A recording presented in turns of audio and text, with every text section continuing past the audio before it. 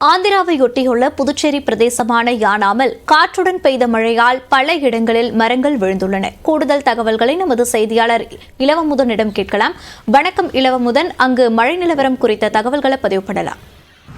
புதுச்சேரியோட யானம் பிராந்தியம் ஆந்திரா மாநிலம் காக்கிநாடு அருகே உள்ளது. அதாவது கோதாவரி ஆறும் கடற்கரையும் ஒட்டி உள்ள இந்த பகுதியில் எந்த ஒரு இயற்கை பேரிடர் ஏற்பட்டாலும் பாதிக்கப்படும் பகுதியாக தான் இருக்கிறது.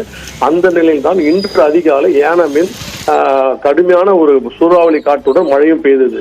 கிட்டத்தட்ட 4 நாட்களாக மக்கள் கடுமையான வெப்பத்தில் அவதிப்பட்ட நிலையில் இந்த மழை அவர்கள் மகிழ்ச்சியை தந்தாலும் காலை அதிகாலை முதல் பலத்த சூறாவளி காற்றுடன் மழை பெய்தால் மக்களை அதிர்ச்சி ஆளாக்கியது. அதே நேரத்தில் 100க்கும் மேற்பட்ட மரங்கள் பல இடங்களில் முறிந்து விழுந்தன.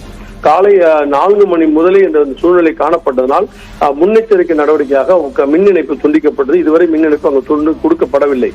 மழை அதிக அளவில் இல்லை என்றாலும் யானம் முழுவதும் இந்த பாதிப்பு காணப்பட்டது. 7 மணியோடு மழை நின்றாலும் காற்றும் நின்றாலும் பெருமளவிலான பாதிப்புகள் யானாமில் காணப்பட்டது. தாழ்வான பகுதிகளில் மழைநீர் தேங்கி இருக்கிறது. அதே போல மக்களவை தேர்தல் வாக்குப்பதிவு பதிவாகி வாக்குப்பதிவு இயந்திரங்கள் யானாமில் ஒரு கல்லூரியில் வைக்கப்பட்டுள்ளது. டாக்டர் SRK கல்லூரியில் வைக்கப்பட்டது. இதை முழுவதும் மழைநீர் சூழ்ந்துள்ளது. இதனால் பாதுகாப்பு கருதி அந்த சாலைகள் மூடப்பட்டுள்ளன. இதே போல யானாமின் கோடை விடுமுறை முன்னிட்டு அங்கு பொருட்காட்சி கூடம் வைக்கப்பட்டது. அந்த கண்காட்சிக்கான பேனர்கள் அனைத்தும் சூறாவளி காற்றில் முறிந்து விழுந்துள்ளன.